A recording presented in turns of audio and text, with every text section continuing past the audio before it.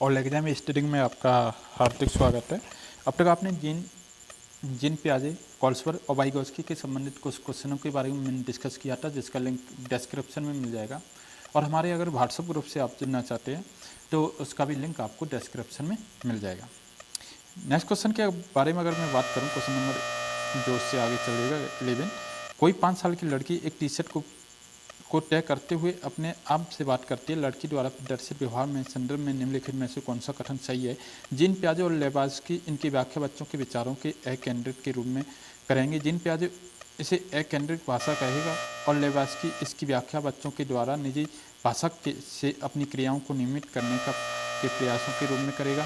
Gene पियाजे इसकी व्याख्या सामाजिक अन्योन्य क्रिया के रूप में करेगा और लेवास्की इसे खोजबीन मानेगा।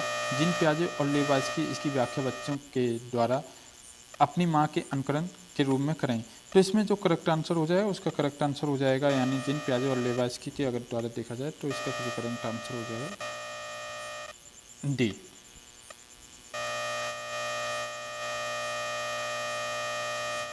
लेवास्की के समाज संरचना सिद्धांत में दृढ़ विश्वास रखने वाले शिक्षक के नाते आप अपने बच्चों के आकलन के लिए निम्नलिखित में से किस विधि को वरीयता देंगे? तथ्यों पर आधारित प्रत्यास्मरण के प्रश्न, वस्तुपरक बहुविकल्पी प्रकार के प्रश्न, सहयोगी प्रोजेक्ट या मानवीकृत। तो जो इसका करेक्ट आंसर हो जाएगा उसका करेक्ट आंसर हो जाएगा ऑप्शन सी, सहयोगी प्रोजेक्ट के रूप में आप वरीयता देंगे। नेक्स्ट क्वेश्चन की अगर मैं बात करूं तो निम्नलिखित में कौन सा कथन पियाजे के सिद्धांत के अनुसार कहा नहीं जा सकता? बच्चे अपने पर्यावरण पर क्रिया करते हैं, विकास गुणात्मक चरणों में होता है, बच्चे अपनी दुनिया के बारे में ज्ञान का निर्माण और उपयोग करते हैं, निरंतर अभ्यास से अधिगम होता है। तो जो इसका करेक्ट आंसर हो जाएगा उसका करेक्ट आंसर हो जाएगा निरंतर प्रयास, ऑप्शन नंबर डी, निरंतर प्रयास। क्वेश्चन नंबर नेक्स्ट, निम्नलिखित में से कौन सी पूर्व संक्रियात्मक विचार की एक सीमा नहीं है? अंतर्क्रिमिकता का सिद्धांत, ध्यान केंद्रित करने की प्रवृत्ति या प्रतीकात्मक विचार का विकास या अहम मान्यता। तो जो इसका करेक्ट आंसर हो जाएगा उसका करेक्ट आंसर हो जाएगा प्रतीकात्मक विचार का विचार हो जाएगा, ऑप्शन नंबर सी इस करेक्ट आंसर हो जाएगा। नेक्स्ट क्वेश्चन के बारे में हम डिस्कस करते हैं। कोलबर्ग के सिद्धांत के योगदान के रूप में निम्नलिखित में से किसे माना जा सकता है? उनका विश्वास की बच्चों नैतिक दार्शनिक उनके सिद्धांत को संज्ञानात्मक प्रवक्ता और नैतिक प्रवक्ता के बीच में एक सहयोग का समर्थन किया। इस सिद्धांत के विस्तृत परीक्षण प्रक्रियाएं यह नैतिक तर्क और कार्रवाई के बीच में एक स्पष्ट संबंध स्थापित करता है। तो जो इसका करेक्ट आंसर हो जाएगा वह करेक्ट आंसर हो जाएगा ऑप्शन बी, उनके सिद्धांत और संज्ञानात्मक प्रवक्ता और नैतिक प्रवक्ता के बीच में एक सहयोग का समर्थन किया जाता है, ऑप्शन नंबर बी इस करेक्ट आंसर हो जाएगा।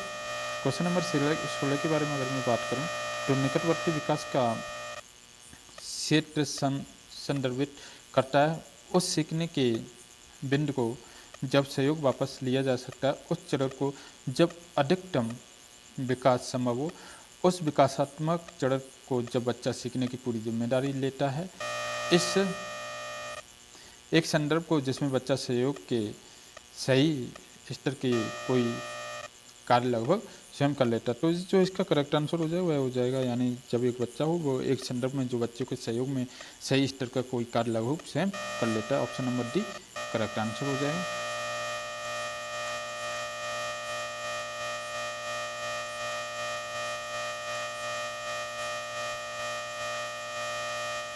पियाजे के अनुसार निम्नलिखित में तो कौन सी अवस्था जिसमें बच्चा अमूर्त संकल्पनाओं के विषय में तार्किक चिंतन करता है आरंभ कर देता है? मूर्त संक्रियात्मक अवस्था 7 से 11, औपचारिक संक्रियात्मक अवस्था 11 से ऊपर, संवेदी प्रेरक अवस्था 2 वर्ष, जन्म से 2 वर्ष और पूर्व संक्रियात्मक अवस्था 2 से 7 वर्ष।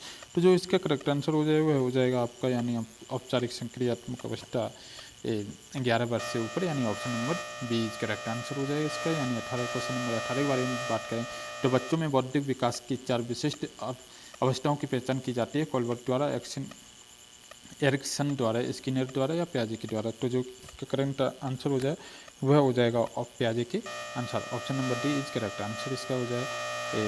नेक्स्ट क्वेश्चन, वह अवस्था जब बच्चा तार्किक रूप से वस्तुओं व घटनाओं के विषय में चिंतन करना प्रारंभ कर देता है, संवेदी प्रेरक अवस्था, औपचारिक संक्रियात्मक अवस्था या पूर्व संक्रियात्मक अवस्था या मूर्त संक्रियात्मक अवस्था।